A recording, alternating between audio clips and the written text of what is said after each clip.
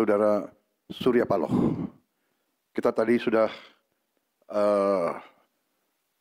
membahas perkembangan situasi negara dan izinkan saya membacakan pernyataan saudara-saudara sebangsa dan setanah air.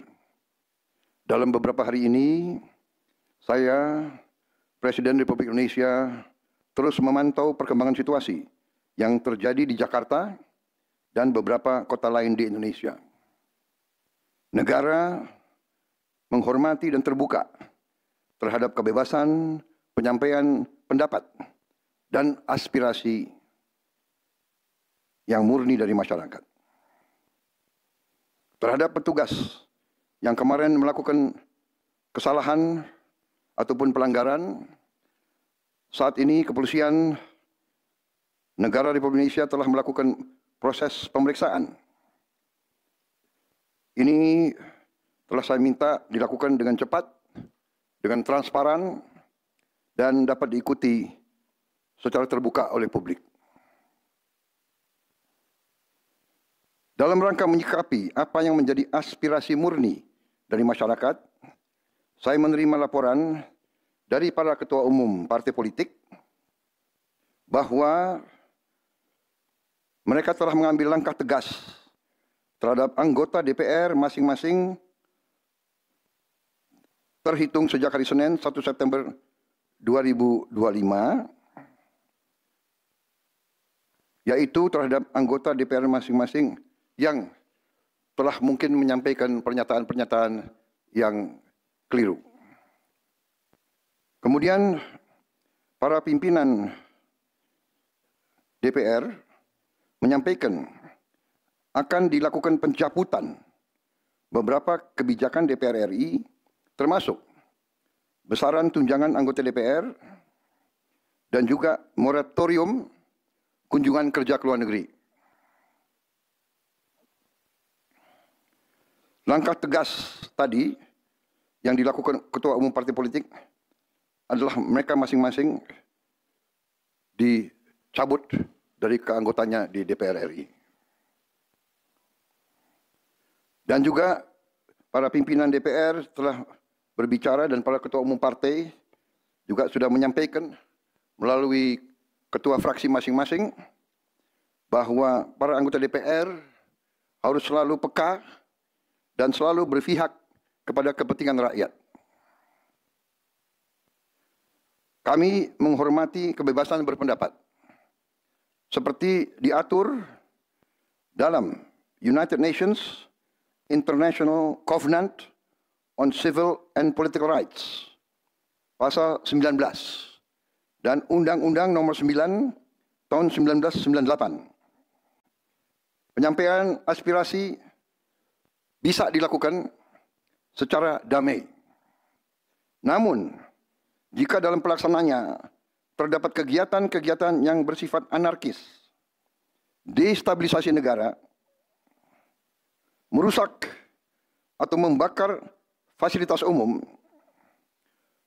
sampai adanya korban jiwa, mengancam dan menjarah rumah-rumah dan instansi-instansi publik maupun rumah-rumah pribadi, hal itu merupakan pelanggaran hukum. Dan negara wajib hadir dan melindungi rakyatnya.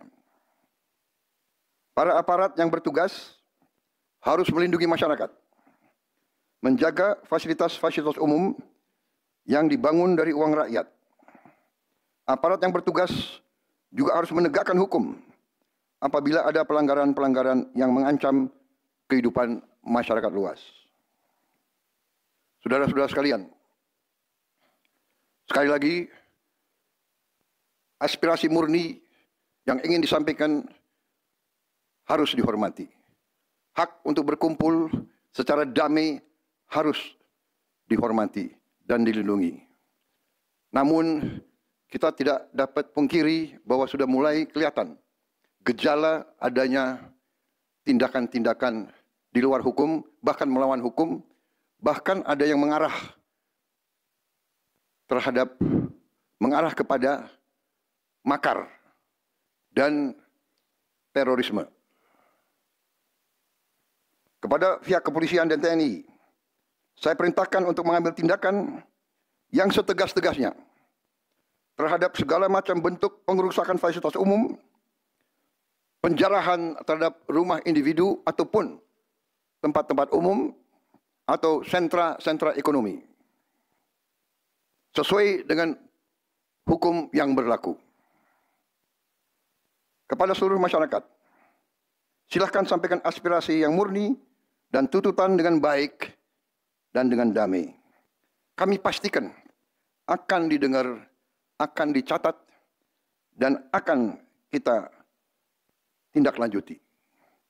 Saudara-saudara sekalian, saya juga akan meminta pimpinan DPR untuk langsung mengundang tokoh-tokoh masyarakat, tokoh-tokoh mahasiswa, tokoh-tokoh dari kelompok-kelompok yang ingin menyampaikan aspirasinya supaya bisa diterima dengan baik dan langsung berdialog. Tadi sudah saya sampaikan, mereka pun sekarang sudah akan segera melakukan pencabutan terhadap beberapa kebijakan di DPR RI. Tadi saya sudah sampaikan besaran tunjangan kepada anggota DPR dan moratorium kunjungan kerja luar negeri sudah segera mereka tindak lanjuti. Tetapi hal-hal lain yang ingin disampaikan juga dipersilakan disampaikan mengirim delegasi masing-masing ke DPR RI.